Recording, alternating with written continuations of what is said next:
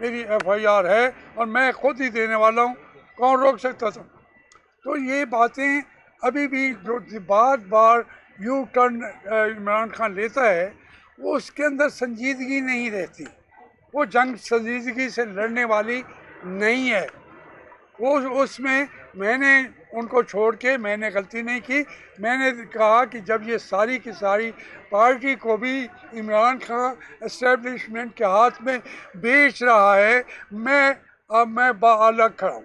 मैं गुलाम नहीं बनना चाहता एस्टेब्लिशमेंट का। और ये जंग में अयूब खान के खिलाफ लड़ा सुकून से, ये जंग में याहिया खान के खिलाफ लड़ा।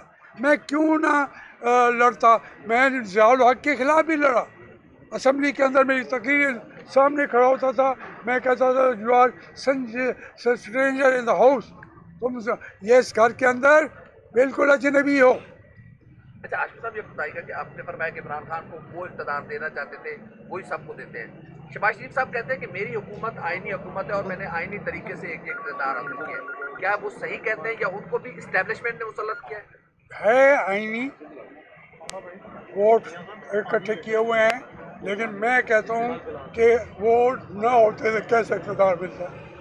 शहबाज शरीफ को भी जानता हूँ कि उनके घर का बंदा हूँ। वो ऐसी बातें करेंगे कौम को तो सीधी बात बताएं। और कौन लाया है?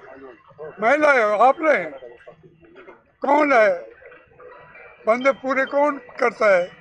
ये काम वो अपना समझते हैं। ये काम बाकी ये लोग होते हैं, ये कमी होते हैं उनके काम के लिए। अब उसमें से वो अपने लिए भी कुछ बना लेते हैं, सियासत भी कर लेते हैं। वो कर रहे हैं। जितनी हुकूमत है मरकज़ की यहाँ पीछे की, वो है उन्हीं की लाई हुई। जिस दिन पाकिस्तान के लोगों की हुकूमत को आने दिएगा, बनने दिया गया, पाकिस्तान के मसाइल हल हो जाएंगे। आशिफ साहब ये बता दें लास्ट में कि इस वक्त 13 जमातें जो है इमरान खान के खिलाफ जो है बरसरे पेकार हैं, तो एक सीनियर सियासतदान की ऐसी आप समझते हैं नवाज शरीफ साहब को अब आना चाहिए और अपनी पार्टी को संभालना चाहिए? जरूर, उनको तो एक लम्हा नहीं अगर कौम की क़यादत करनी है तो इस वक्त कौम का जब क्राइसिस में है, उनको यहाँ पे मौजूद होना चाहिए। अगर नहीं आते, वो उनके अपने मसाइल हैं जो आपने मुझसे पूछा है, उनके वजूद जो है वो यहाँ लाहौर में पाकिस्तान में होना पाकिस्तान की कौम के लिए भी ज़रूरत है। आए कुर्बानियाँ दें, कोई तो कुर्बानियाँ देता जाएगा तो फिर ये एस्टेब्लिशमेंट के दांत खट्टे होंगे, वरना ये किसी को नहीं छोड़ते। आप ये बातें करते हैं। मेरा उन्होंने 20 करोड़ का जाके मेरी ज़मीनों पे मेरे कंट्रोल शेड थे, मेरी काटन फैक्ट्री थी, मेरी लेबर की कॉलोनियाँ थी, मस्जिदें थी, आबादी थी, जाके गिरा दिया है। कहीं आता है? कहीं के प्रेस में भी आया है? कोई और इमरान खान ने तो नहीं गिराया, हुकूमत इमरान खान की थी, गिराया ISI ने। तो वो तो गिरा देते हैं। मैं तो बात करता रहूँगा। अभी आपने कहा, मैं खोल खोल के बताता जाऊँगा।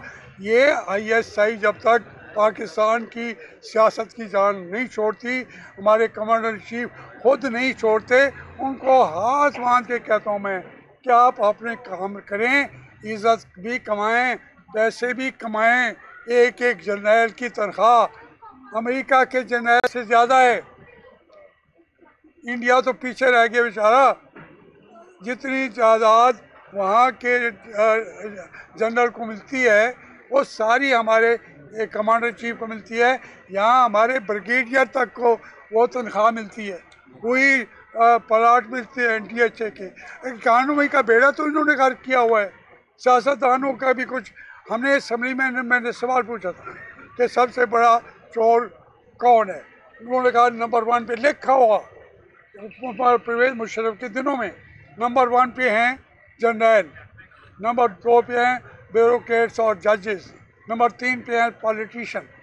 हमें पॉलिटिशियन का आता है जो यहाँ कब्जा कर लेता है और बेच देता है। इसलिए हम कहते हैं सियासतदान भाई, वो जहाँ मुल्क लूटा जा रहा है, मेरे प्रेस के लोग, मीडिया के लोगों, वो बातें हम करते नहीं। आपका कसूर नहीं है, आप क्या छापेंगे? जब कहते हैं तो वह फिर हमारी ज़बान भी बंद कर दी जाती है। वो ये नवाज शरीफ कहेंगे जो वोट को इज्जत दो की बात करते थे कहीं। हमने तो उसे कहा, हमने आज तक कहा, उसकी कीमत भी भर ली। मैं देखना, मेरे घर में खुद निकल मैं आज मेरे हर हुकूमत ने मेरी ज़मीनों पे, मेरे घर पे हमला ज़रूर किया है, बशमूल शहबाज शरीफ के, इमरान खान के, बेनज़ीर साहबा के, ज़ियाउल हक के, और जो भी है वो आके लड़ता है, मार देता है। लेकिन वो जो चीज़ें हैं, या तो कहें कि ये करप्शन किया जावेद हाशमी, तुमने ये लूटा है, वो उनको कोई परवाह नहीं है। लूटने पाटने की परवाह नहीं। भाई मुझे तो अंदर करो, मेरे ऊपर इल्ज़ाम लगाओ। मैं कहता हूँ सबसे बड़े चोर तुम हो जो जर्नैल बैठे हैं। भाजपा चोर है, एक नया चोर आएगा कल या परसों, जिसके लिए आप सारी कौम सोच रही कौन आएगा, वही चोर आएगा, एक और चोर आएगा। मुबारक हो आपको।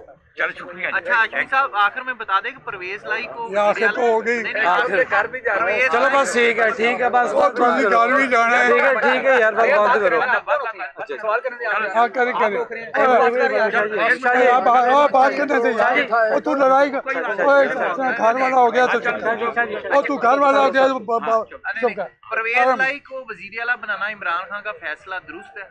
क्योंकि 90 में भी परवेज लाई को वजीर आला बनाने का फैसला करते रहे, वो सारी कहानियां भी आज भी हैं। बात सुने, इमरान खान ने जितने इल्ज़ाम लिए हैं, एक स्टैंड पे कायम रहने का उसको मुझे बता दो। जो कदम उठाया है, ये नाम दे दिया यू टर्न का, तो उससे मुकर गया है हर कदम से। और वो डाकू कैसा था, अब वो कैसा है, पूरा पंजाब दे दिया है। अब इसमें परवेज इलाही का क्या कसूर है? इमरान खान दे दे जिसको, आप तो कहते हो वो जो कुछ बांट दे, वो आवाम का भी लड़ रहा है, वो एस्टेब्लिशमेंट का भी लड़ रहा है, वो पाकिस्तान का भी लड़ रहा है, और मेरा भी लड़ रहा है। अल्लाह अल्लाह खैर। आए आप ट्रॉफी दो अब जो इनकी तकलीफ है वो आप बैठे के घर बन के क्या करोगे उससे? अच्छा ही बहु चाह पीओ सरना किधर हो आजो ਤੁਹਾਡਾ आजो ਤੁਸੀਂ ਇੰਤਜ਼ਾਰ ਕਿਤੇ ਮੈਂ ਕਿ ਤੁਹਾਡੀ ਗੱਲ ਕਰ ਲਵਾਂ ਤੇ ਫਿਰ ਬਾਅਦ ਵਿੱਚ। आशमी साहब पानी। Thank you sir. मैं सीधा मुल्तान तो इतने आ रहा। इन्हें क्या जी 1 बजे आओ। अच्छा आशमी साहब, ये जो बाजार का अपना पैनल जीता ना, उनको अपना ट्रॉफी आज वगैरह नहीं देनी है।